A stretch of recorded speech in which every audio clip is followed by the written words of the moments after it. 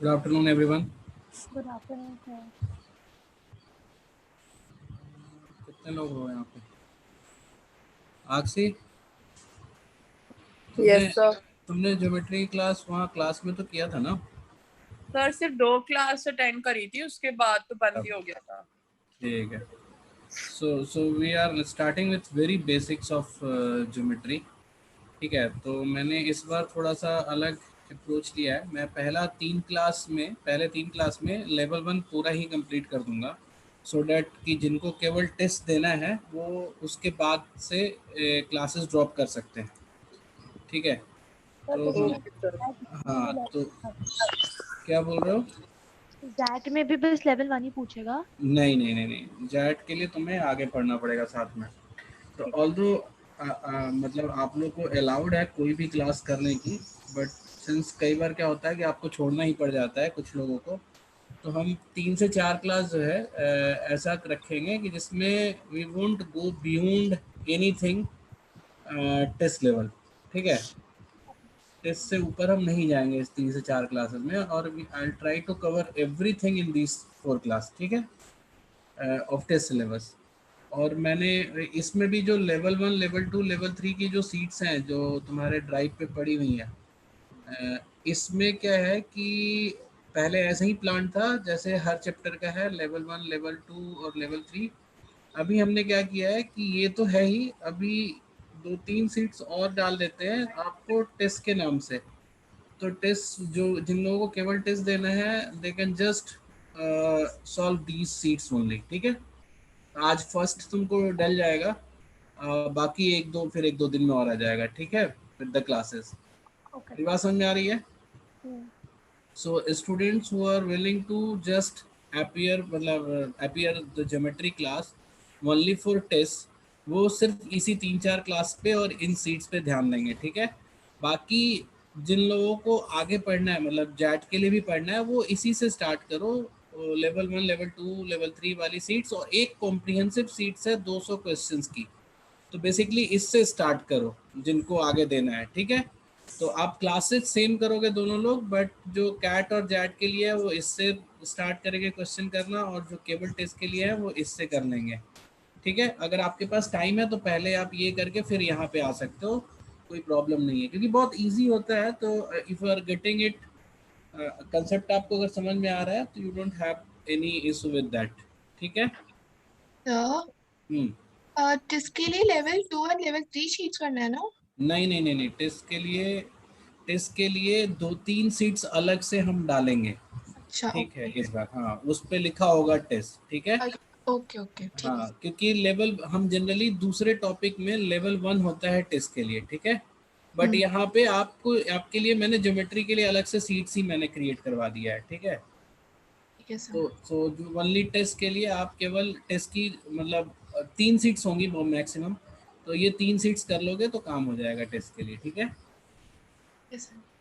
तो हाँ, तो मतलब ये नेक्स्ट जो 3 क्लासेस हैं वो हम प्योरली टेस्ट के लिए रखेंगे, but everybody must know these concepts, even अगर आप कैट और जैट के लिए जा रहे हो, and you will find it is very basic. बस आपको मेरी बातें समझने की कोशिश करनी है, क्योंकि most of the time what we do is we understand maths in a way कि जैसे हमें एग्जाम में क्वेश्चन करना है इसलिए मैथ्स पढ़ रहे हैं। आप ऐसे समझो कि आपको इन चीज़ों का अप्लाई करना है, इन चीज़ों को कहीं ना कहीं अपने लाइफ में अप्लाई करना पड़ेगा, तो थोड़ी सिंसियरिटी ज़्यादा आएगी। So everything that will study will be in very word, मतलब वर्ड क्या बोलेंगे उसको, मतलब कंसेप्चुअल है ये, है ना। इट्स नॉट थ्योरी और मैथ्स। ठीक है, it's more of conceptual thing. तो सबसे पहले तो 2 चीज़ें समझो, एक होता है एक्सियोम और दूसरा होता है थ्योरम। ये नॉर्मल, मतलब ये अपार्ट फ्रॉम, ये किसी भी ज्योमेट्री से इसका लेना देना नहीं है, ये नॉर्मल वो है, वर्ड्स हैं। Anybody can tell me what is axiom?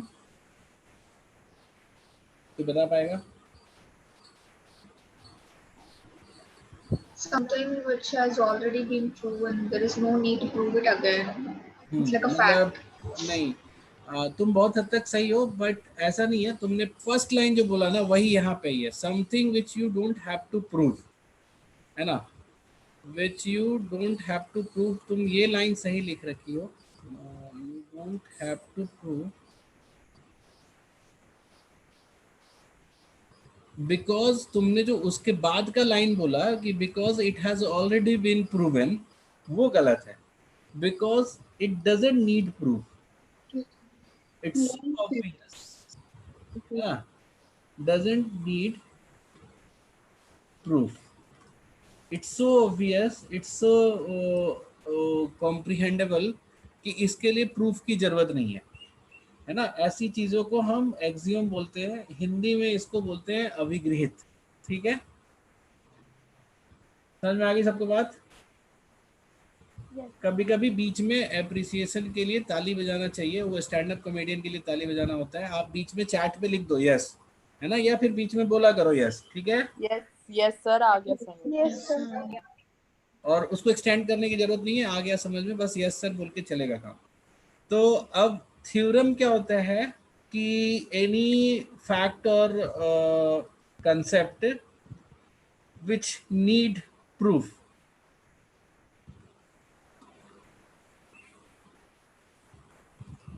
Concept which need proof, ठीक है। और इसी के बाद एक होता है और ये नीड प्रूफ कैसे होता है, ईदर बेस्ड ऑन एक्सियम और अर्लियर प्रूव्ड थ्योरम्स,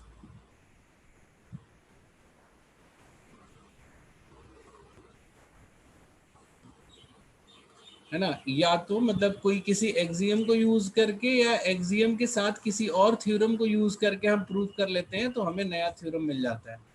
और इसी के साथ एक और वर्ड बता दे रहा हूँ जो जनरल लाइफ में भी यूजफुल होता है, उसको बोलते हैं annexure. I hope I have written the right spelling of annexure. तुम देख लो तो जरा सा, एनेक्स्चर का स्पेलिंग यही होता है ना? यस Google सर, पे? ये हाँ, तो एनेक्स्चर होता है कभी कभी किसी चीज का जो एक्सटेंशन होता है which can not be considered new, ठीक है, उसको हम एनेक्स्चर बोलते हैं। तो जैसे मान लो कि हमारे यहाँ क्या होता था बीएचयू में, कभी कभी कोई हॉस्टल होता था, हॉस्टल के से पीछे एक और बिल्डिंग बना दिया एक और, तो इसको एनेक्स्चर बोल दिया, है ना। बट इसको क्योंकि we can not count it as a new, है ना। तो सिमिलरली कोई थ्योरम है, उसमें थोड़ा सा मॉडिफाई करके हम एक नया फैक्ट प्रूव कर लेते हैं या नई बात प्रूव कर लेते हैं, तो उसको हम एनेक्स्चर बोलते हैं। ठीक है, ये बात समझ में आ गई? But sir, we don't consider it new. But एक ऐसा किसी concept का extension जिसको हम new नहीं कहते हैं. That is what. हाँ, मतलब न्यू थ्योरम नहीं बोलेंगे, मतलब वो उसी थ्योरम से थोड़ा सा हटके है, बट मतलब इस थ्योरम का ही पार्ट हो गया, ठीक है। ऑल्दो ये सब वर्ड्स मैं फ्रीक्वेंटली यूज नहीं करूंगा आगे, बट सिंस हमारा पर्पस ये है कि आप थोड़े समझदार रहो, तो इसलिए ये 3 वर्ड हमने बता दिया। तो you will keep remember these 3 words, ठीक है। Okay, sir. ठीक है, so now let's go for, अगर आपको मैं बोलूं कि ये एक प्लेन है, ठीक है, ये एक प्लेन है, जो बोर्ड आपको दिख रहा है ये एक प्लेन है। इस प्लेन पे सबसे बेसिक ज्योमेट्रिकल फिगर आप क्या ड्रॉ कर सकते हो?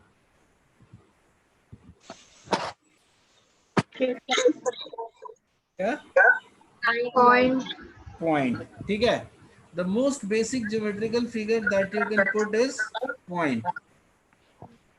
अब अगर मैं तुम्हें बोलूं कि डिफाइन पॉइंट, तो कैसे डिफाइन करोगे?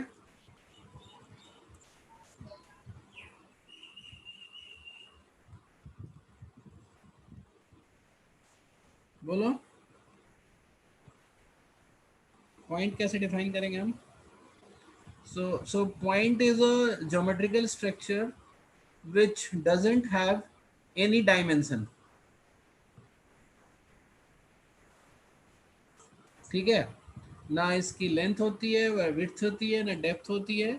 It doesn't have any dimension, है ना। It's infinitesimally small zone of plane, जिसको हम पॉइंट बोलते हैं, जिसको और ब्रेक नहीं किया जा सकता। ये बात समझ में आ गई? Yes, sir. ठीक यस है। सर। सो नेक्स्ट हम अगर तुमसे बोलें कि अब नेक्स्ट कौन सी ज्योमेट्रिकल स्ट्रक्चर हम क्रिएट कर सकते हैं on a geometrical plane? Line. Line. Line. Line कैसे डिफाइन होगा? तो लाइन जो होता है ना वो दो तरह का होता है, इनफैक्ट तीन तरह का होता है। हम पहले बोलेंगे लाइन, है ना, it automatically is straight line, ठीक है, ये पहले यहाँ बोलना जरूरी है, लाइन। उसके बाद हम बोलेंगे लाइन सेगमेंट, और तीसरा हम बोलते हैं रे, ठीक है। ये लाइन के तीन वेराइटीज हैं। तो लाइन क्या होता है? Any straight line which doesn't have any and, ये चलता जाता है, ठीक है। तो इसको, ये इधर भी आगे चलता जाएगा, ये इधर भी आगे चलता जाएगा, तो इसको हम बोलते हैं स्ट्रेट लाइन, ठीक है। लाइन सेगमेंट होता है इस लाइन का कोई भी पार्ट, है ना, तो इसको सेगमेंट बोलते हैं। बेसिकली इस लाइन पे किसी दो पॉइंट को हम कंसिडर करें और दो पॉइंट के बीच को मिला दें, है ना, या ये लाइन सेगमेंट जो है वो ऐसे होगा। तो हम लाइन सेगमेंट को ऐसे भी कह सकते हैं कि the shortest distance between two points, ठीक है। तो ये हमारा लाइन सेगमेंट हो गया। और रे क्या होता है? It has a source but it doesn't have a and, तो एक पॉइंट से स्टार्ट होता है और ये चलता जाता है। तो ऐसे ऐसे चीज़ों को हम रे बोलते हैं, ठीक है। सर ट्रे फिर से बता दो। रे मतलब एक सोर्स से निकला, मतलब एक पॉइंट से ओरिजिनेट हुआ, but it doesn't has a end, has an end, okay. ठीक है। हाँ। तो इसको, ये हो गया तुम्हारा सेकंड बेस्ट, मतलब second most basic structure on a geometrical plane, ठीक है। उसके बाद नेक्स्ट क्या होगा बताओ?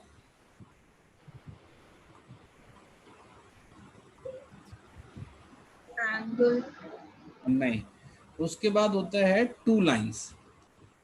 तो दो लाइन, टू लाइंस,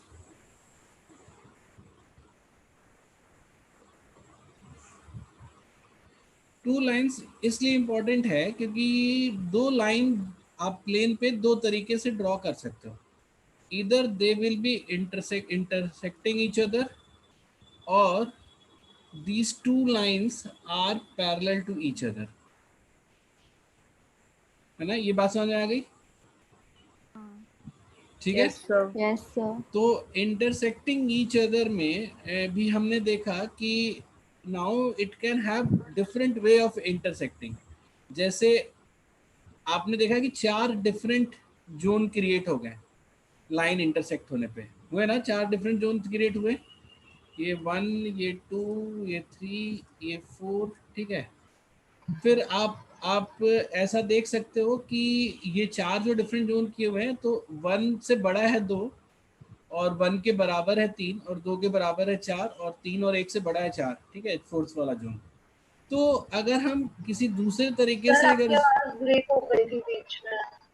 ठीक है, मैंने बोला जो चार जोन क्रिएट हुए हैं, ठीक है, अभी आ रही है ना आवाज? Yes sir.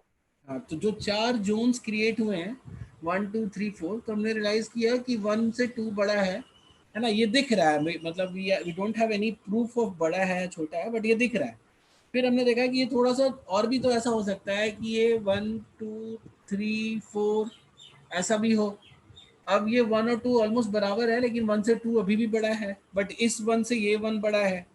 तो हाउ टू मेजर दिस, है ना, तो इसको हमने पहले डिफाइन किया कि ये जो है which has started at a point, और ये एक जो हमने स्टार्ट का जो बेंड देते हैं वो इसी तरीके से एक्सपैंड होता जाता है आगे। तो इसको हमने डिफाइन किया, इसका हमने नाम बोला एंगल। अब कोई एक एंगल है तो उसका मेजरमेंट सिस्टम भी होना चाहिए कि भाई ये 1 और इस 1 में कितना फर्क है, या इस 1 और इस 2 ये एंगल में कितना फर्क है। तो अब हमें डेवलप करना है एंगल के मेजरमेंट का सिस्टम। तो अब तुम्हें ये पता चल गया कि एंगल बेसिकली क्या है, दो पॉइंट के, दो लाइंस के बीच में, when the two lines are intersecting, तो टू लाइंस के बीच में कितने का गैप है, कैसे गैप क्रिएट हो रहा है, वो हमारा एंगल होता है। तो अब मुझे मेज़र करना है, जैसे कोई भी चीज़ मेज़र करनी होती है तो हम क्या करते हैं कि जैसे ये है, चाहे दूसरा ये हो सकता था, ऐसा लाइन हो सकता था, या ऐसा लाइन हो सकता था, या ऐसा हो सकता था, या ऐसा हो सकता था। तो ऐसे ये मेजरमेंट पड़ा, फिर ऐसे भी जाएगा, फिर ऐसे भी जाएगा, फिर ऐसे भी जाएगा, फिर ऐसे भी जाएगा, और when it goes back to it place, है ना, तो maximum angle that we can create is this. ठीक है, तो सबसे पहले कई बार किसी चीज़ को मेजरमेंट सिस्टम आपको बनाना होता है ना, मैं तुम्हें एक नॉर्मल रिसर्च की भी टेक्निक बता रहा हूँ कि कई बार आपको मेजरमेंट सिस्टम डेवलप करना होता है। तो आप क्या करते हो, जो उसकी मैक्सिमम वैल्यू होती है ना, उसको कुछ ले लेते हो और उसके बाद बांट देते हो। जैसे मान लो कि इस केस में हमने क्या किया, इस पूरे को बोल दिया कि ये पूरा जो होगा वो 360 होगा। ठीक है, तो उसके बाद इसको, इस पूरे को अगर हम छोटे छोटे छोटे छोटे 360 पार्ट में करें तो वो 360 छोटे पार्ट्स हो जाएंगे। तो हमने बोला कि अगर एक लाइन जो है अपने आप से ही एंगल क्रिएट करती है तो वो उसको हम 360 डिग्री बोलेंगे। ठीक है, इसको हम डिग्री में मेजर करते हैं, हमने वैल्यू जो इसका नाम रखा वो रखा डिग्री।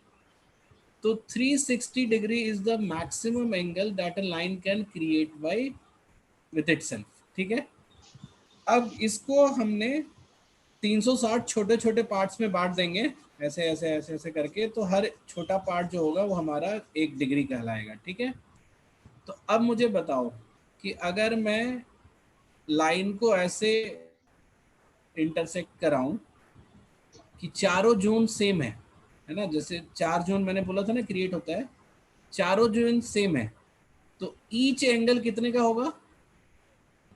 90 90 का। ठीक है, तो ऐसे आपको पता चल गया कि अगर हम और ऐसे इस इंटरसेक्शन को हम बोलते हैं परपेंडिकुलर इंटरसेक्शन। क्यों? क्योंकि ये एकदम दोनों एंगल को सेम करता है एंड क्रिएट्स सेम एंगल, है ना, और मतलब सेम काइंड ऑफ जोन। तो ये हम परपेंडिकुलर बोलते हैं और इसको 90 डिग्री बोलते हैं। तो अब ये बात आपको समझ में आ गई कि एंगल्स जो हैं वो क्या होते हैं। तो सबसे पहला कंसेप्ट अगर आपने ये देखा होगा, देखोगे कि जैसे मान लो अगर ये एंगल x है, तो ये स्ट्रेट लाइन जो है अगर ये पूरा अपने आप से ही एंगल बनाता है, जैसे हमने बोला था कि पूरा यहाँ से यहाँ तक का एंगल होता है वो 360 होता है, तो अगर स्ट्रेट लाइन अपने अपोजिट डायरेक्शन से जो एंगल बनाएगा वो कितना होगा? 180 का होगा, हाफ होगा एकदम। ठीक है, ये बात समझ में आ गई? ये सब Yes, समझ में आ sir. गया? हाँ, तो angle of a straight line, angle of a straight line is 180।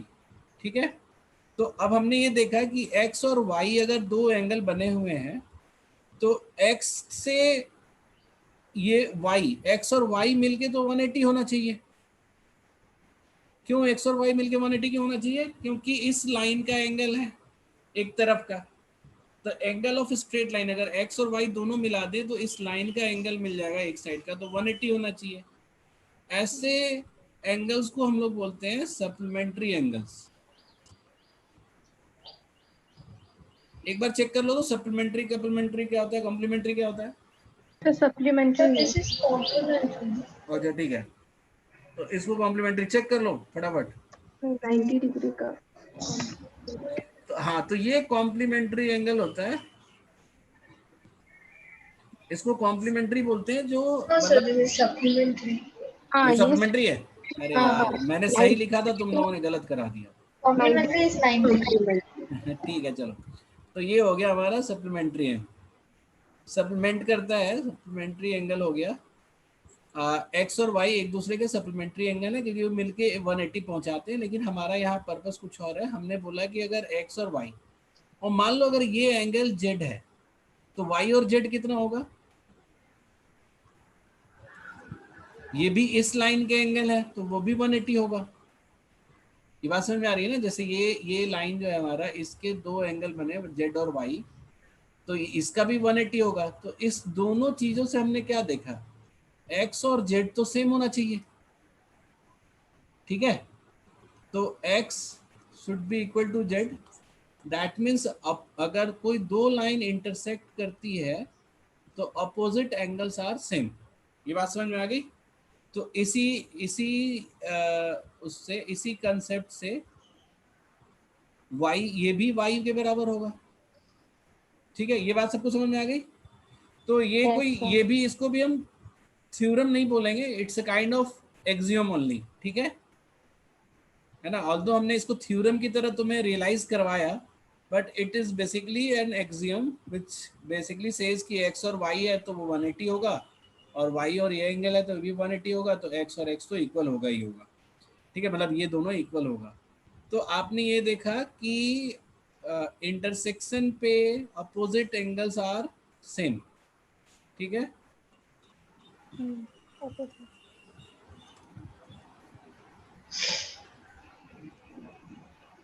ऐसे बोलेंगे अपोजिट एंगल एट इंटरसेक्शन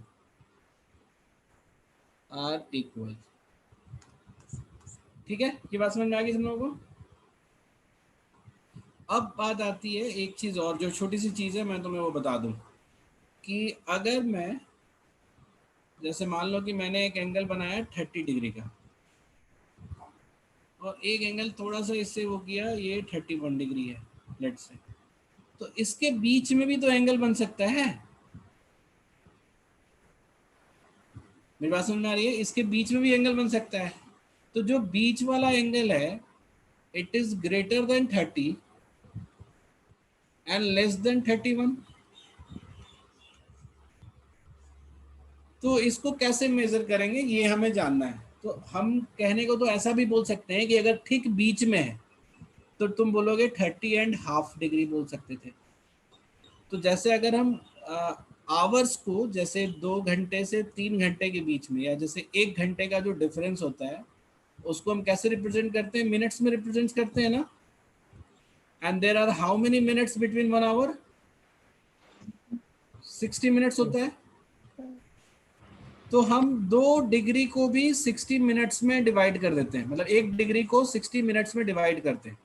तो कोई भी एंगल जो 30 से बड़ा है और 31 से छोटा है, तो हम ऐसे अगर कहेंगे 30 डिग्री 20 मिनट, इसका मतलब क्या हुआ बताओ? कि 30 डिग्री तो है ही 1/3। हाँ, और 20 मिनट जो है वो बेसिकली जैसे 20 मिनट्स को हम क्या बोलते हैं? 1/3 आवर्स बोलते हैं ना। तो ये इक्वल टू 1/3 डिग्री के बराबर हो गया। ठीक है, तो अगर आपको कोई 2 डिग्री के बीच में कोई एंगल है तो हम उसको मिनट में रिप्रेजेंट कर सकते हैं। तो वो हम बोलेंगे कि 30 डिग्री 40 मिनट्स भी बोल सकते हैं, 30 डिग्री 12 मिनट्स भी बोल सकते हैं। तो ऐसे करके हमने 30 और उसके ऊपर की चीज़ों को बांट दिया। ऑल्दो हाँ 360 डिग्री ना 1 आवर होता है। नहीं, आवर नहीं बोलेंगे यहाँ पे, यहाँ डिग्री होता है और मिनट होता है, आवर कुछ नहीं होता है यहाँ पे। सेकंड भी तो होता है फिर। हाँ सेकंड होता है लेकिन आवर कुछ नहीं होता है। नहीं, सेकंड का क्या कॉन्सेप्ट है? कितने मिनट का एक रुक तो सेकंड? जाओ, बता तो रहे हैं। अच्छा हाँ। मिनट का कंसेप्ट नहीं होता। सुनो, तो यहाँ पे घड़ी की तरह मत देखो। हमने बोला कि 1 डिग्री के गैप को हम 60 पार्ट में बांट देंगे तो 60 मिनट हो जाएगा छोटे छोटे।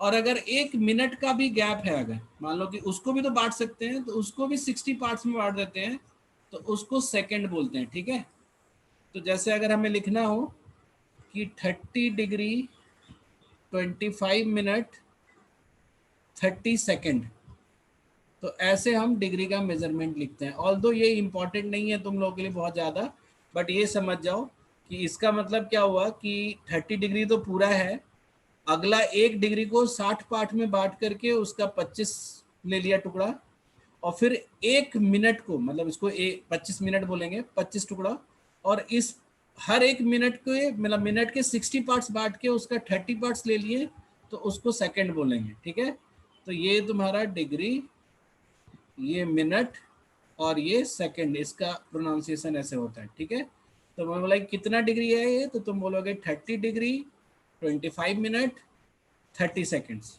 ठीक है, ये सबको क्लियर हो गया? यस। ठीक है, Yes, और ये जो एंगल है ये 31 से छोटा होगा। ठीक है, 31 डिग्री से छोटा होगा। ठीक है। तो ये हो गया हमारा एंगल का मेजरमेंट, ठीक है, एंगल का मेजरमेंट। अब एंगल का जो मेजरमेंट होता है उसको एक और तरीके से मेजर करते हैं, ठीक है, वो भी समझ लो। तो बस केवल याद रखना ये कैसे होता है, बाकी तुम्हें कोई ज़्यादा परेशानी की जरूरत नहीं है। हमने जैसे बोला कि कोई भी लाइन जो है अपने आप से कितने का एंगल बनाता है, डिग्री में अगर मेजर करते हैं तो तुमने बोला 360 डिग्री को, ठीक है।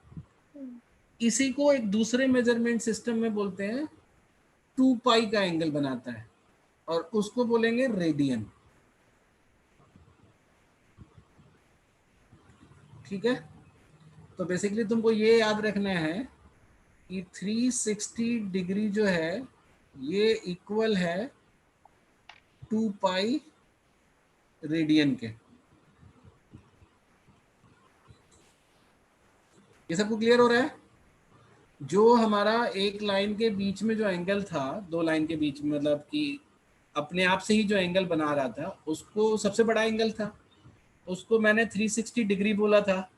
तो उसको आप 2 पाई रेडियन भी बोल सकते हो। रेडियन अलग टाइप का मेजरमेंट हो गया, जैसे यहाँ हम डिग्री बोल रहे हैं वहाँ ऐसे रेडियन है, 2 पाई रेडियन हो गया।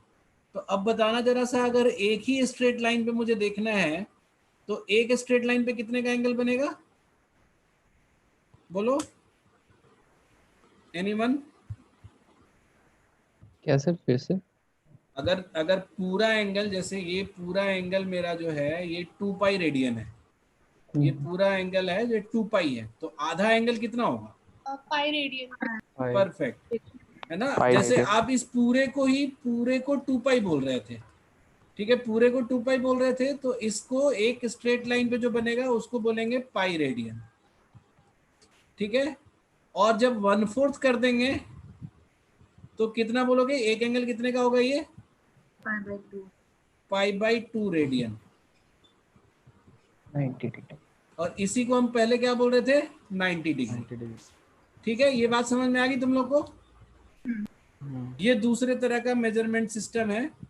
तो इसको आप डिग्री और रेडियन में आप बड़े आराम से रिलेशनशिप एस्टेब्लिश कर सकते हो, ठीक है। तो अब मुझे एक बात बताओ, अगर मैं तुमसे बोलूँगा 45 डिग्री कितना रेडियन होगा? पाई/4 रेडियन। कैसे पता चला तुमको? क्योंकि तुमने बोला 90 डिग्री जो है वो पाई/2 रेडियन है, तो 90 का आधा कर दिया हमने, तो पाई/4। 30 डिग्री कितना रेडियन है?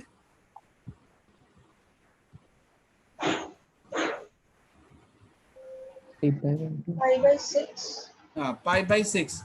पाई/2 को भी 1/3 कर देना है, ठीक है। तो तुमने ये देखा 2 पाई रेडियन, ये याद रख लेना, ये सिंपल सा वो है। 2 पाई रेडियन जो है ये होता है 360 डिग्री। तो पाई रेडियन जो होगा वो आधा हो गया, तो वो हो गया 180 डिग्री। पाई/2 रेडियन जो हो गया वो हो गया तुम्हारा 90 डिग्री। पाई/4 रेडियन जो हो गया वो हो गया तुम्हारा 45 डिग्री, इसका ठीक आधा। अब अगर 90 का 1/3 ले रहे हैं, है ना, जैसे अगर हम 30 डिग्री का ले रहे हैं तो ये 90 का 1/3 है, तो 90 मेरा पाई/2 है, तो पाई/2 का 1/3 करेंगे तो क्या होगा? पाई/6 रेडियन। इसी तरह से अगर हम मान लो कि कभी ऐसे निकालना चला गया कि 135 डिग्री का क्या होगा, तो ये कितना है? 90 + 45 है। 90 का होता है पाई/2 और 45 का होता है पाई/4, तो इसको हम ऐड कर लेंगे, तो ये कितना होगा बताओ? बोलो। 3 पाई/4। हाँ, 3 पाई/4 रेडियन। तो ऐसे करके आप बहुत सारे एंगल्स का रेडियन का वैल्यू बता सकते हो, और रेडियन से इस पे जा सकते हो, क्या बोलते हैं, एंगल पे जा सकते हो। तो जैसे अगर तुमसे कोई बोला कि 2 पाई/3 ये कितना एंगल होगा, तो कितना बताओगे? पाई की जगह 180 डाल देंगे। हाँ, पाई की जगह 180 डाल दोगे, या 2 पाई की जगह 360 डाल दोगे। तो 360/3, ये बेसिकली 360/3 डिग्री हो गया, तो ये 120 डिग्री हो गया, ठीक है। तो अब आप लोग सारे लोग रेडियन एंड डिग्री का रिलेशनशिप समझ गए? Yes. डिग्री से रेडियन करने के लिए वो 5/180 से मल्टीप्लाई भी कर देते हैं ना? हाँ, मतलब डिग्री से रेडियन करना है तो तुमको पता है, जैसे अगर हम इसको ऐसे देखें, जैसे मान लो तुमने पूछा कि सर 50 डिग्री को कितना रेडियन बोलेंगे, तो हमने बोला कि 360 डिग्री जो है इसको हमने बोला 2 पाई रेडियन, तो 1 डिग्री को कितना बोलेंगे? 2 पाई/360 रेडियन। तो 50 डिग्री को कितना बोलेंगे? 2 पाई/360 इंटू 50 रेडियन। ठीक है, ये बात समझ में आ गई तुम लोग को? तो बेसिकली 5/180 है। हाँ ठीक है यार, तुम याद कर लो पाई/180 से। बाकी सबको समझ में आया? हाँ. बस वो एवरीवन? Yes, किसी sir. को नहीं समझ में आया पूछ लो अभी। सर नहीं आ रहा। कौन नहीं है, नाम बताओ। इशिता, इशिता, बोलो क्या नहीं समझ में आया? ये लास्ट वाला 360 is equal 360 degree is equal to 2 pi वाला। अच्छा 360, अगर मुझे जैसे रिवर्स करना, यूनिटरी सिस्टम बचपन में पढ़ा है तुमने? हाँ सर पढ़ा है। तो हाँ, तो ये यूनिटरी सिस्टम का ही एप्लीकेशन मैंने किया है। मैंने बोला अगर 360 डिग्री को अगर तुम 2 पाई रेडियन बोलते हो, ठीक है, तो 1 डिग्री को कितना बोलोगे? तो 360 का 360 पार्ट कर देंगे तब तो 1 रेडियन बनता है ना। हम्म, तो 1 डिग्री को फिर हम कितना रेडियन बोलेंगे? हम 2 पाई को 360 पार्ट में बांट लेंगे। हम्म।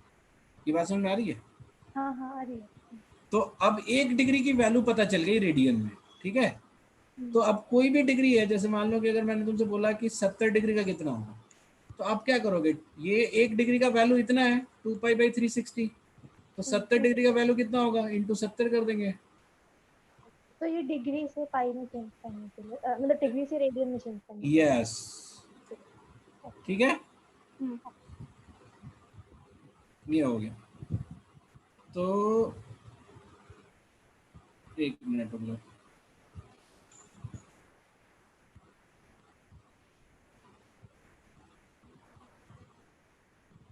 हाँ, तो अब हमारा ये काम हो गया, एंगल का सारी स्टडी हो गई, ठीक है।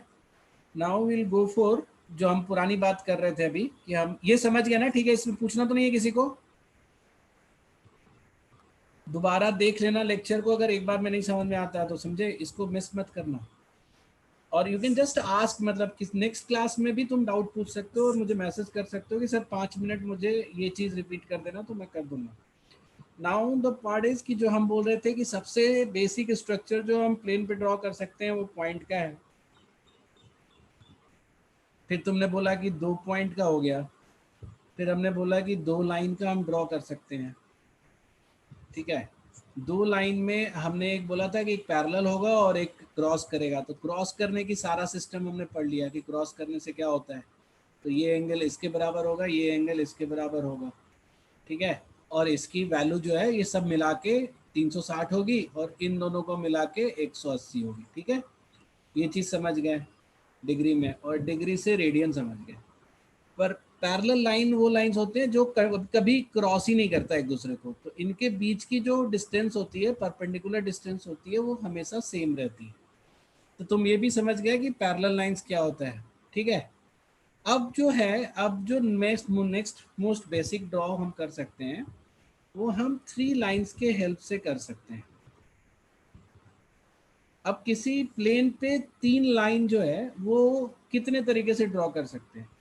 तो या तो हम ऐसा करेंगे कि वो तीनों ही पैरेलल हो एक दूसरे का, तो यानी कि ये और ये डिस्टेंस हमेशा सेम है, ये और ये डिस्टेंस भी हमेशा सेम है, और ये डिस्टेंस अपने आप y-x हो जाएगा और ये भी हमेशा सेम होगा, ठीक है। तो अगर 2 लाइन आपस में पैरेलल हैं, ठीक है, मतलब सॉरी 2 डिफरेंट लाइन, ये लाइन 1 है, ये लाइन 2 है, ये लाइन 3 है, इससे ये सीखने को मिलता है कि if 2 lines are parallel to third line,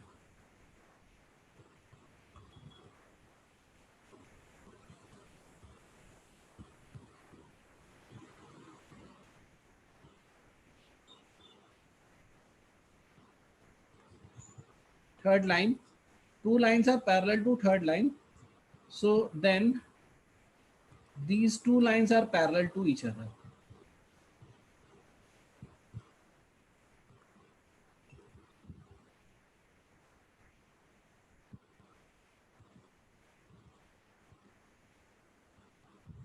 ये जो हमने लिखा ये भी एक एक्सियोम है, ठीक है, you don't have to prove it, क्योंकि ये हाँ ये जो आपने बताया then these two lines are parallel to each other, मतलब 2 and 3 are parallel to each other. हाँ, मतलब इसमें किसी भी लाइन को ले लो, अगर हम बोलते हैं कि लाइन 1 से लाइन 2 पैरेलल है, लाइन 1 से लाइन 3 भी पैरेलल है, तो 2 और 3 भी पैरेलल होगा और इनका जो डिस्टेंस होगा वो ऑलवेज y माइनस एक्स होगा, ठीक है। ये बात आई समझ में सबको? Yes sir. ठीक है। 5 मिनट।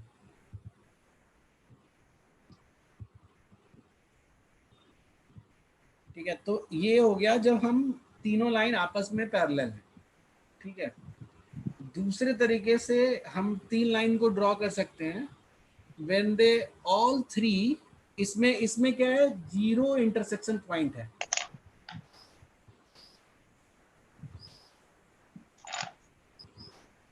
मतलब कहीं कोई इंटरसेक्ट कर ही नहीं रहा है तो कोई इंटरसेक्शन पॉइंट नहीं है। इसके बाद ये हो सकता है कि तीनों लाइन जो है एक ही पॉइंट से गुजरे, ठीक है, इस तरह का। तो ये हमारा कंडीशन क्या है, 1 इंटरसेक्शन पॉइंट का सिस्टम है।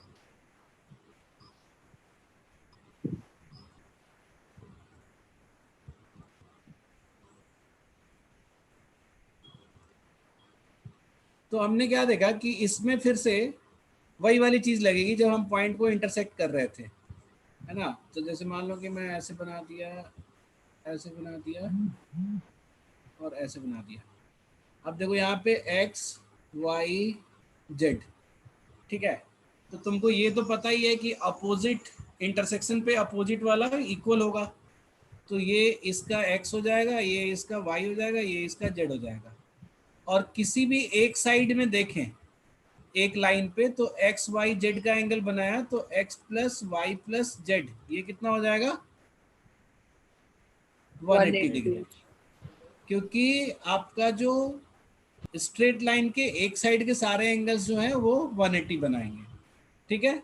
तो आप किसी भी देखोगे, अगर तुम इस स्ट्रेट लाइन पे देखोगे तो इस पे भी एक्स वाई जेड बन रहा होगा, और इस स्ट्रेट लाइन पे देखोगे तो इस पे भी एक्स वाई जेड बन रहा होगा, तो किसी पे भी, और इस इधर से देखोगे तब भी एक्स वाई जेड बन रहा होगा। तो हर जगह से देखोगे तो एक लाइन के एक तरफ एक्स वाई जेड ही बन रहा होगा और इनकी सबकी सम जो होगी वो 180 ही होगी, ठीक है। तो ये भी बात भी समझ में आ गई तुम्हें, इसमें और कुछ नहीं पढ़ना है, बस ये समझ लेना है कि अपोजिट एंगल सेम होता है, जेड जेड के बराबर होगा, वाई वाई मतलब ये दोनों बराबर होंगे और ये दोनों बराबर होंगे, और किसी भी स्ट्रेट लाइन के एक तरफ के सारे एंगल्स होंगे वो तुम्हारे मिलके 180 होंगे, ठीक है। अब आती है नई बात,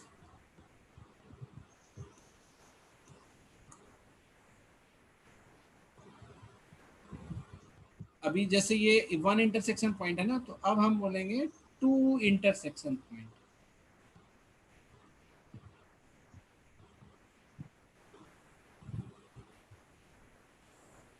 बताओ तो 2 इंटरसेक्शन पॉइंट कैसे ड्रॉ होगा? 3 लाइन को हम कैसे ड्रॉ करेंगे कि 2 इंटरसेक्शन होंगे? ट्रायंगल पे दो पैरेलल लाइन से एक लाइन इंटरसेक्ट करते हुए जाएगी। ठीक है, तो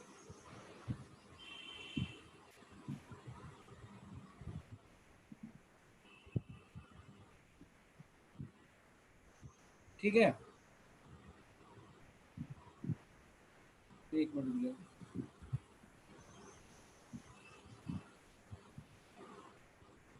तो ऋतिक तुमने ट्रायंगल कैसे बोला था? से 2 बार इंटरसेक्ट होगा ना, ट्रायंगल में तो 3 बार इंटरसेक्ट होता है। हाँ? नहीं एक नहीं ही क्या? लाइन। क्या एक ही लाइन?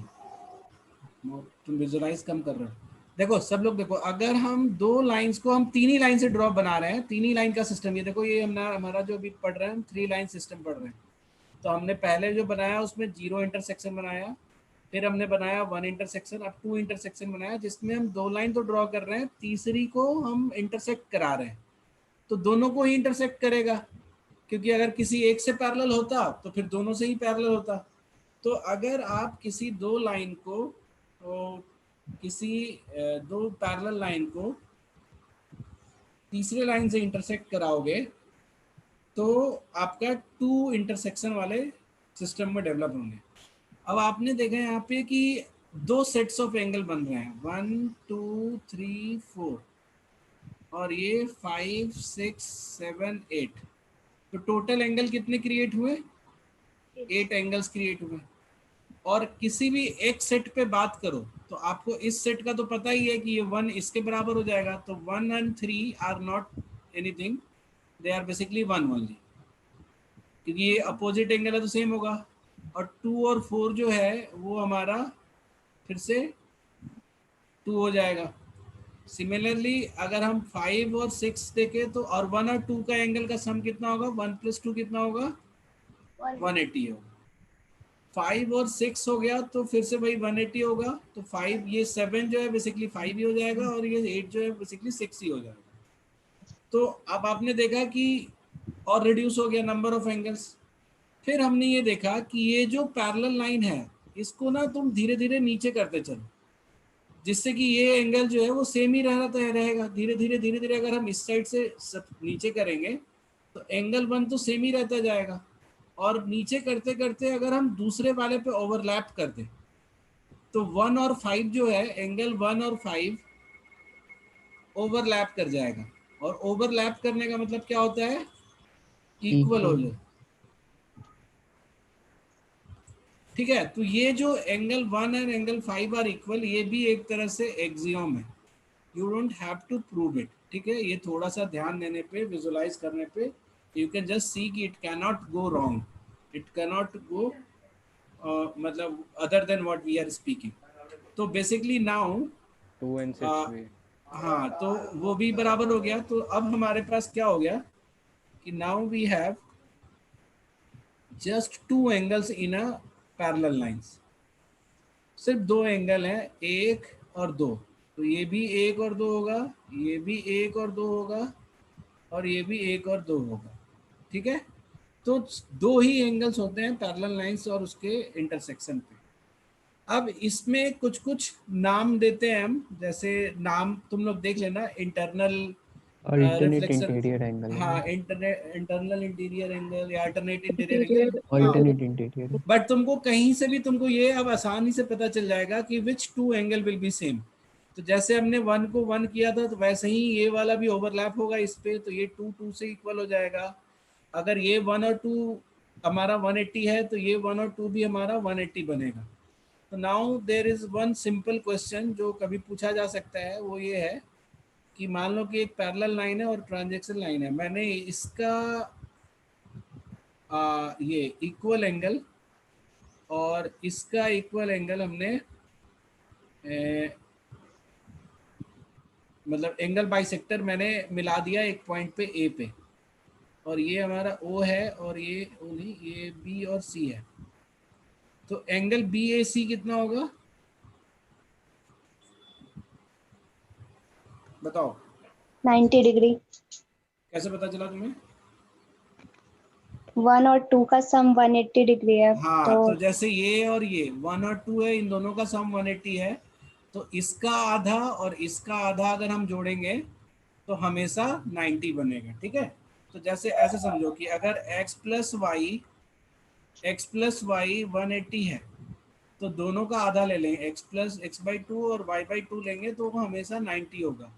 या दोनों का 1/3 लेंगे, x/3 प्लस y/3 हमेशा 60 होगा। तो ये याद रखना कि दो डिफरेंट क्वांटिटी है, ए एक्स एंड वाई, इन दोनों का सम अगर 180 है तो दोनों का डबल सम करोगे तो 360 होगा। ऐसे मैथ्स बताता है हमें। तो हमने इस पर्टिकुलर चीज़ में क्या देखा कि अगर हम किसी एक साइड के दोनों एंगल को का हाफ लेके इसी तरह से इधर से भी हाफ लिए होते तो भी हमारा 90 बनता। ठीक है, ये बात समझ में आ रही है? Yes, sir. Yes, sir. तो जब ये भी 90 बना, ये भी 90 बना और ये दोनों भी फिर 90 बनेगा, क्योंकि ये भी 1 का हाफ ये भी है और 2 का हाफ ये है, तो इधर भी 90 बन जाएगा।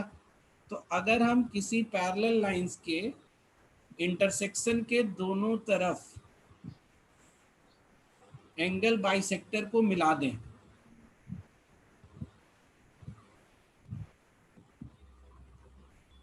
तो आपको पता चला ये 90 बन गया, ये 90 बन गया, ये भी 90 बन जाएगा, ये भी 90 बन जाएगा, तो ये क्या बन गया हमारा? रेक्टेंगल बन गया। ठीक है, ये सबको क्लियर है? ठीक है, now let's go for parallel lines का कंसेप्ट समझ में आ गया। अब हमने 2 इंटरसेक्शन पॉइंट पे हमने पढ़ा, अब 3 इंटरसेक्शन पॉइंट्स का हम देखेंगे। तो 3 लाइंस एंड 3 intersections।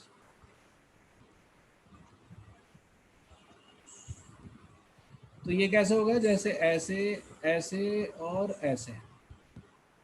तो 3 लाइन है इसमें देखो और 3 इंटरसेक्शन है। ठीक है, और कितने जोन्स हो गए जरा देखना,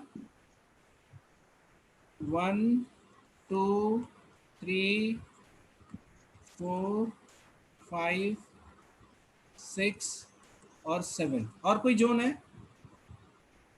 तो 3 लाइन किसी भी प्लेन को कितने जोन्स में बांटती है?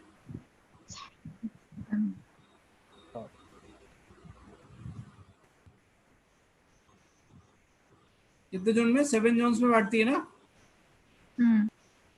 ठीक है, अब जो है इनमें से एक जोन जो है वो क्लोज्ड है, वो कौन सा है? 7th। हाँ, 7th इज क्लोज्ड जोन, तो इज क्लोज्ड। तो आपको पहली बार एक ऐसी ज्योमेट्रिकल फिगर मिली, अब से हम जैसे पॉइंट से लेके यहाँ तक में, जो क्लोज है। तो क्लोज सरफेस के लिए, क्लोज जोन के लिए आपको मिनिमम कितने लाइंस चाहिए होंगे? बोलो। 3 लाइन। ठीक है, तो अब इस जो क्लोज जोन है इसको हम बोलते हैं ट्राइंगल। कौन है? तो क्लोज्ड जोन को बोलते हैं ट्राइंगल। कौन था जो ट्राइंगल बोला? नाम बताओ।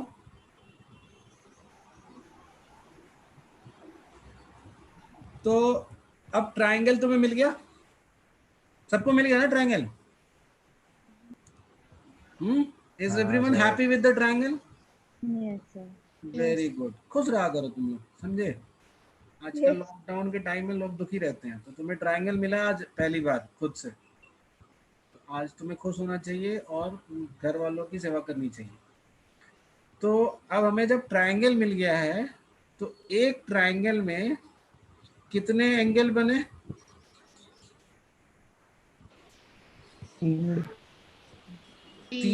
3 वर्टिसेस बने और 3 एंगल्स भी बने। तो हमने क्या किया कि नाम रख दिया इस ट्रायंगल का, ए, तीनों वर्टिस का नाम रख दिया ए, बी एंड सी। ठीक है, अब मैंने क्या किया कि इस BC के पैरेलल ए से एक लाइन ड्रॉ कर दिया। कोई दिक्कत है? आप अगर किसी लाइन के किसी भी साइड कोई अगर पॉइंट है तो आप उससे एक पैरेलल लाइन ड्रॉ कर सकते हो, और ये एक ही पैरेलल लाइन होगा, ऐसा तो नहीं होगा ना कि 2 पैरेलल लाइन ड्रॉ हो जाएगा, एक पॉइंट से एक ही पैरेलल लाइन ड्रॉ होगा। ठीक है, ये बात समझ में आ गई? तो अगर मैं तुमसे बोलूं कि एक लाइन है और एक पॉइंट है P, तो P से लाइन L के पैरेलल कितने पैरेलल लाइंस ड्रॉ किए जा सकते हैं? बोलो। कोई नहीं बोलता है, एक ही एक ही। तो so now we can say कि हम BC के पैरेलल A से एक ही पैरेलल लाइन खींच सकते हैं, जस्ट वन पैरेलल लाइन। और उस केस में हमने क्या देखा कि now I have two parallel lines and two intersections. तो अब अगर हम बोले कि ये एंगल B अगर है तो ये एंगल भी B होगा। अभी आपने पढ़ा था ना ये इंटरसेक्शन वाले में 1 2 1 2 1 2 1 2। तो अगर ये जो है ये 1 है तो ये भी 1 है, मतलब इससे ये अल्टरनेट एंगल है ना, इंटीरियर अल्टरनेट एंगल। तो इसी तरह से ये भी इंटीरियर अल्टरनेट एंगल है। ये हमारा इंटरसेक्शन वाला लाइन हो गया और ये पैरेलल हो गया। तो ये अगर B है तो ये भी B होगा, और ये अगर C है तो ये भी C होगा अगर ये इंटरसेक्शन है तो, ठीक है। और बीच वाला एंगल तो A है ही। तो A plus B plus C is now A plus B plus C कितना होगा? 180। 180 डिग्री। 180 हाँ, angle of a straight line है विच इज 180 डिग्री। तो व्हाट डज इट मीन कि आप किसी भी ट्रायंगल में ये वाला काम कर सकते हो। तो हमने कोई वैल्यू नहीं लिया ना, कोई हमने फेवरेट केस नहीं लिया। तो this is the general concept. तो अब ये जो हो गया, ये पहली बार तुम्हें मिला थ्योरम। थ्योरम क्या बोलता है यहाँ पे? Angles of a triangle will sum to, चलो मैं इंग्लिश गलत लिख रहा हूँ लेकिन तुम लोग इसको बना लेना, है ना, कि all the angles of a triangle will equal to together will equal to 180 degree. और इस थ्योरम को प्रूव करने के लिए मैंने एक्सियम का यूज किया which was based on parallel lines, ठीक है। और हमने एक कंस्ट्रक्शन भी की which was the parallel line to the BC। ये बात समझ में आ गई तुम लोगों को? एंगल के सारे ट्रायंगल के सारे एंगल्स जो मिलके होंगे वो कितने होंगे? 180, ठीक 180 है। डिग्री। Very good. अब अगर यहीं पे हम एक एक्सटेंशन डाल देते हैं कि अगर मुझे अब अगला, जैसे जैसे 3 लाइन से मिलकर हमने एक क्लोज सरफेस क्रिएट किया था, तो हम 4 लाइन से भी मिलकर एक क्लोज सरफेस क्रिएट कर सकते हैं, है ना। तो उसको हम बोलेंगे क्वाड्रिलेटरल, ठीक है। तो अब तुम ये देखोगे कि जैसे मान लो कि एक क्वाड्रिलेटरल है ABCD, कोई भी क्वाड्रिलेटरल है ABCD।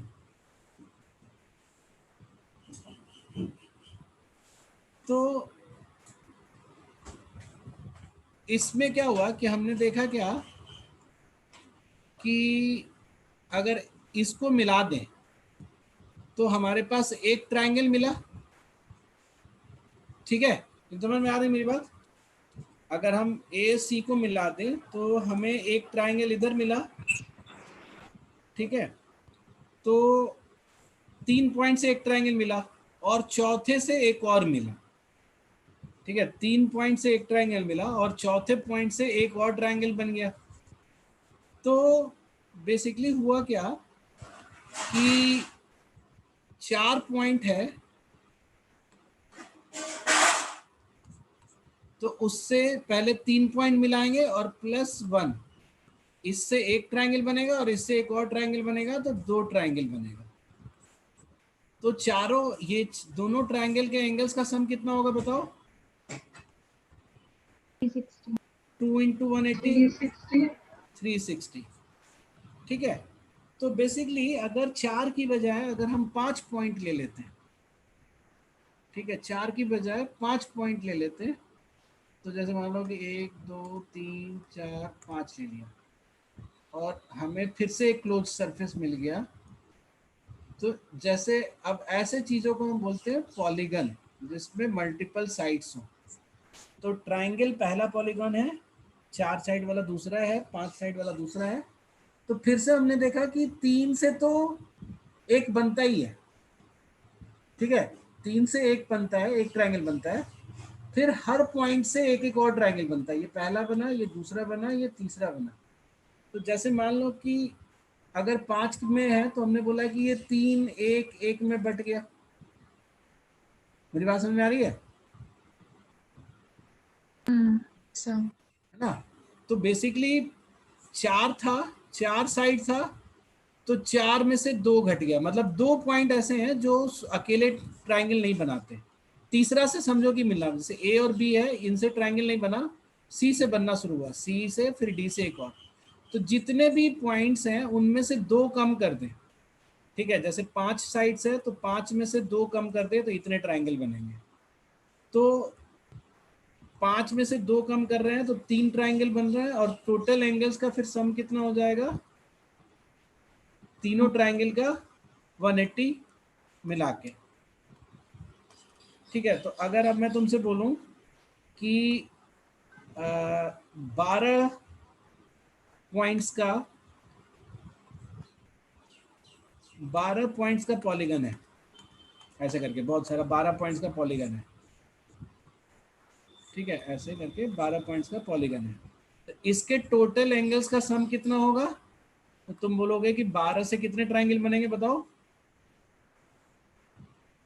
12 से बनेंगे 12 माइनस 2 ट्रायंगल, क्योंकि केवल 2 पॉइंट अकेले से नहीं बनता है, उसके बाद जिस जो पॉइंट हम ऐड करते जाएंगे उससे एक एक ट्रायंगल हमारा बनता जाएगा, एक एक और एक्स्ट्रा बनता जाएगा।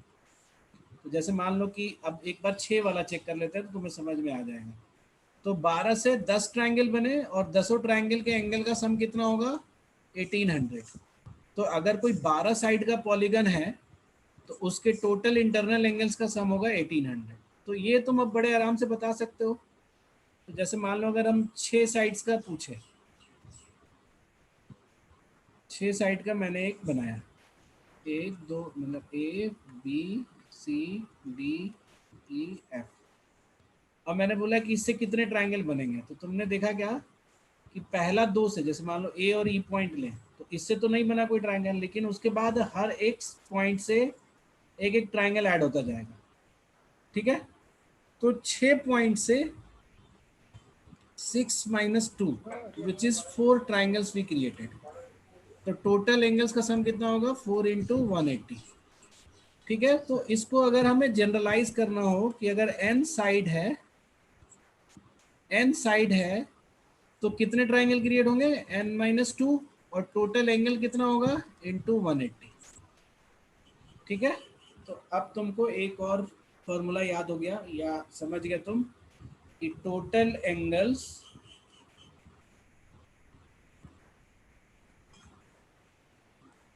ऑफ ए पॉलीगन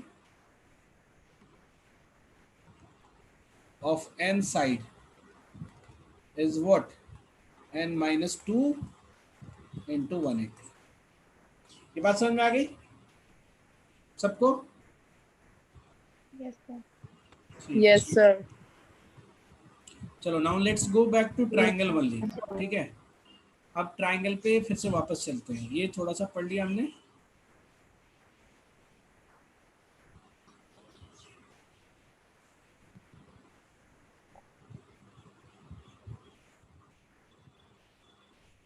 अगर मान लो कि एक हमने ट्राइंगल ड्रॉ किया है ऐसा,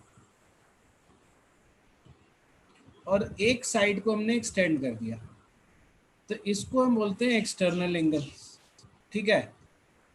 तो ए बी और सी ये 3 एंगल्स थे।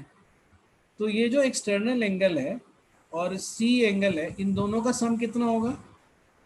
इन दोनों का सम मिला के कितना होगा? 180. 180।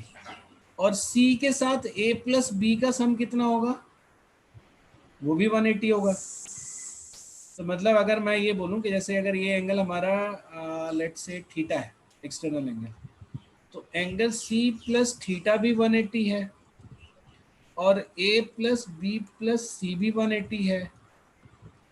तो थीटा और मतलब थीटा और ए प्लस बी तो बराबर हो जाएगा ना।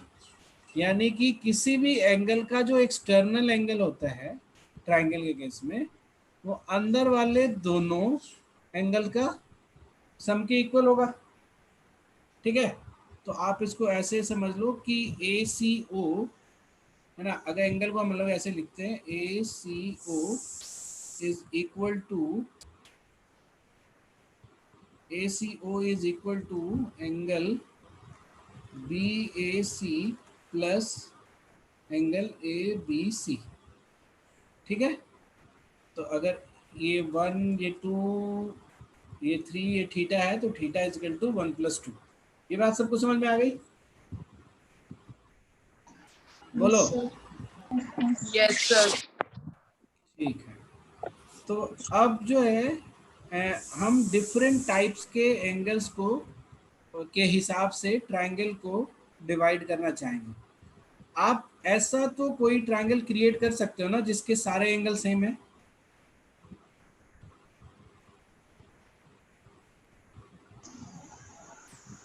बोलो। यस सर, कर सकते हैं। तो एंगल कितने का होगा? 60। 60। ठीक है, तो आप अगर एक ऐसा ट्रायंगल विजुलाइज करते हो, एक ऐसा ट्रायंगल विजुलाइज करते हो जिसके सारे एंगल सेम है,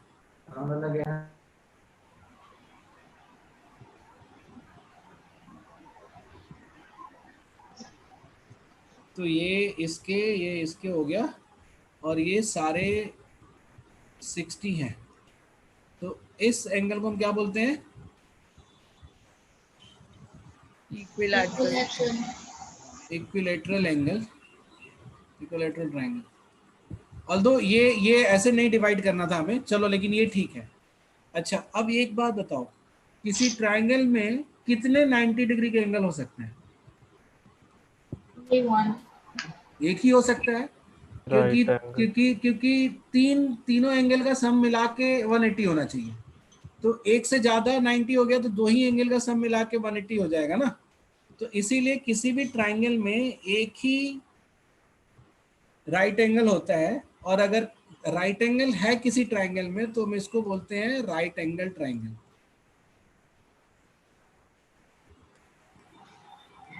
ठीक है, अच्छा ये वाला भूल जाओ, अभी इक्विलैटरल ट्रायंगल भूल जाओ।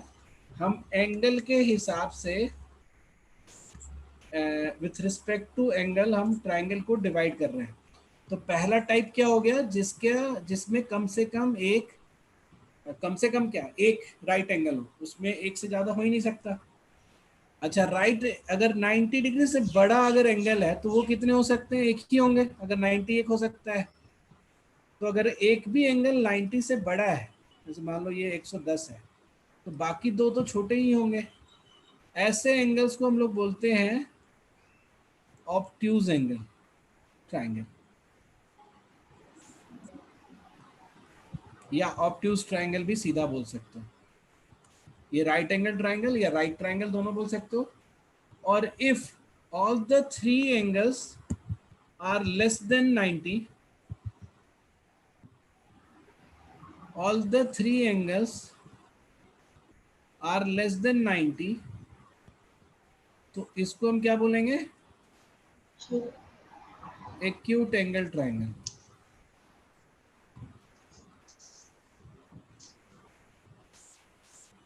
ठीक है, एक्यूट एंगल ट्रायंगल। ये बात समझ में आ गई सबको? ठीक है, अच्छा यस अब सर। हाँ, अब एक चीज और बताओ कि अगर हम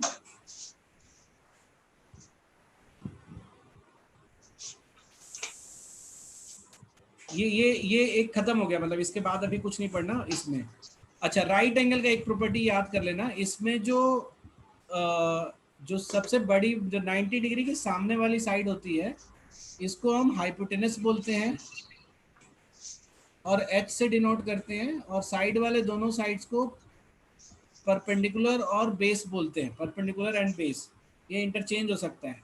तो किसी भी राइट एंगल ट्रायंगल में पाइथागोरस थ्योरम क्या बोलता है आपका? P square plus Q square is equal to H square. ठीक है, ये याद रखना है आगे तुम्हें।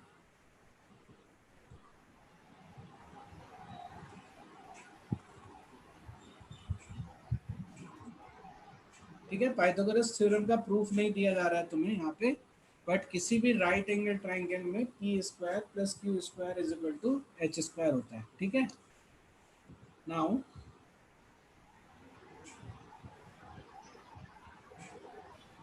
अब हम ट्रायंगल को ही पढ़ रहे हैं अभी थोड़ा सा, ठीक है। आज हम ट्रायंगल का बेसिक बेसिक कुछ कुछ कवर कर देते हैं।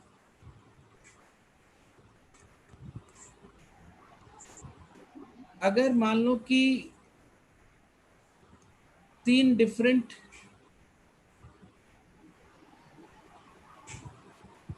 साइज का, एक मिनट,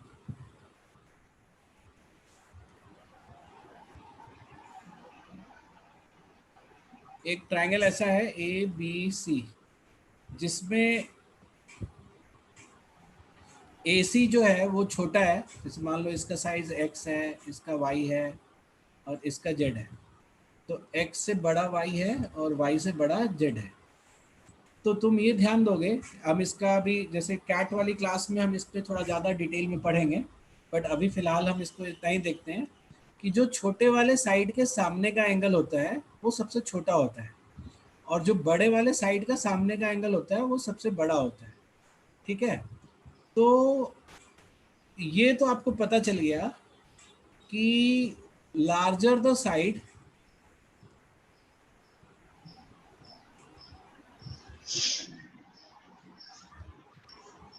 ग्रेटर द एंगल।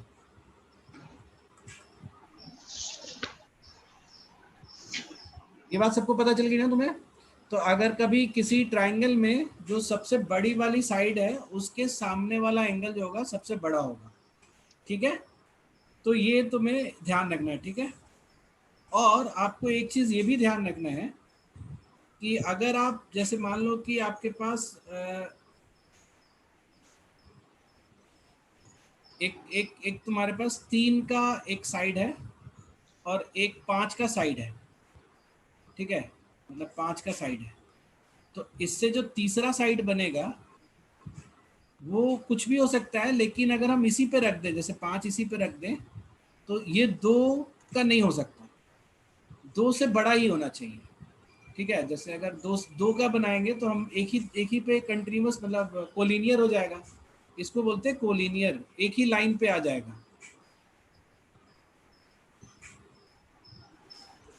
तो यानी कि अगर आपको 3 और 5 से ट्रायंगल बनाना है तो तीसरी साइड 2 से बड़ी होनी चाहिए।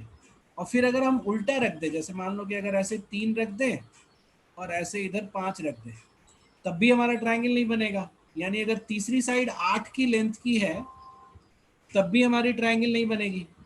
तो आपको ये पता चल गया कि किसी भी ट्रायंगल में सम ऑफ 2 साइड्स, मतलब 5+3 जो है, sum of 2 sides should be greater then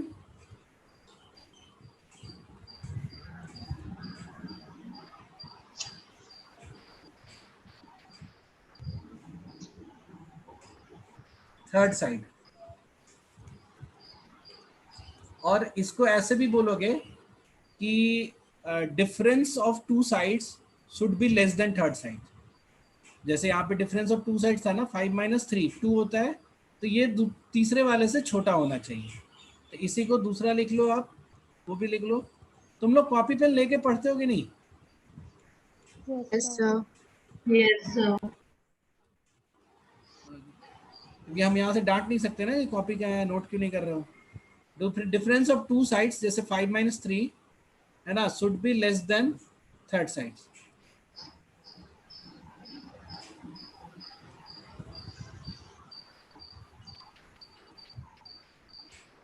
ठीक है, ये चीज समझ में आ गई तुम लोग को?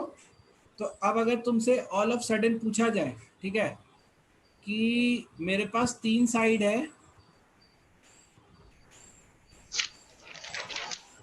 ऑल ऑफ सडन पूछा जाए कि अगर 3 साइड है 2, 4 और 7, तो इससे ट्रायंगल बन सकता है?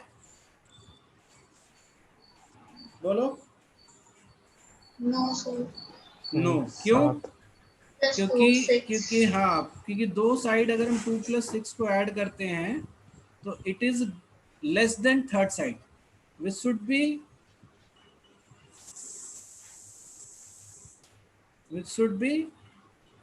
मतलब sum of 2 side which should be greater than third side होना चाहिए था।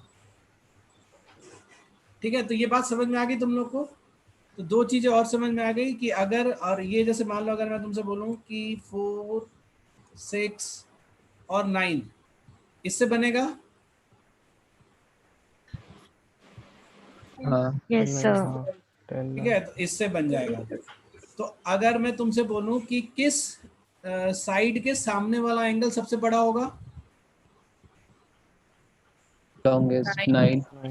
9 के सामने वाला, ठीक है, और उससे छोटा ये एंगल होगा और उससे छोटा ये एंगल होगा।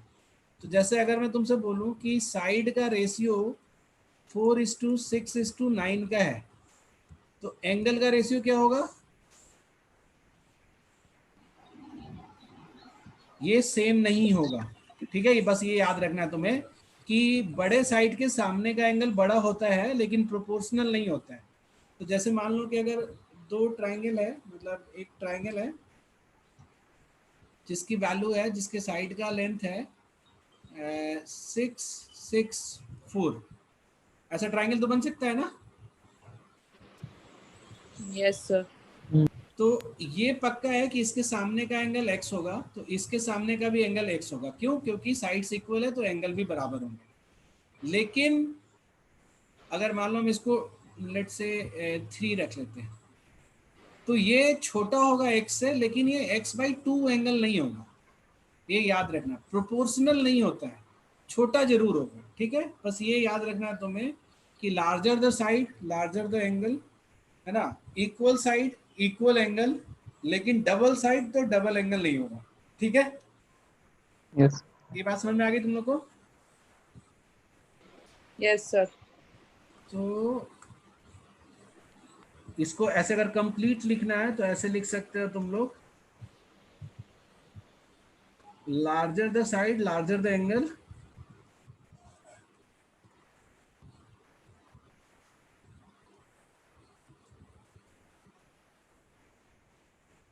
the angle but not proportional, proportional नहीं होता है, ठीक है ना। तो इक्वल साइड पे इक्वल एंगल होगा लेकिन डबल साइड पे डबल एंगल नहीं होगा, ठीक है। ये बात समझ में आ गई? तो अब हम ट्राइंगल को दो मतलब ट्राइंगल को फिर से डिवीजन करते हैं। जैसे हमने एंगल के बेस पे डिवीजन किया था, अब हम साइड के बेस पे करेंगे विथ रिस्पेक्ट टू साइड्स। अगर तीनों साइड्स इक्वल हैं तो इसको बोलते हैं हम इक्विलेटरल ट्राइंगल।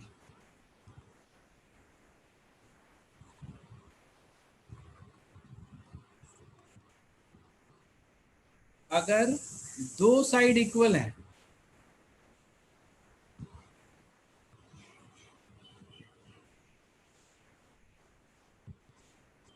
दो साइड इक्वल हैं, जैसे ये और ये इक्वल है और ये नहीं, तो टू साइड्स आर इक्वल, तो इसको क्या बोलेंगे हम? Isosceles triangle. आइसोसेलेस।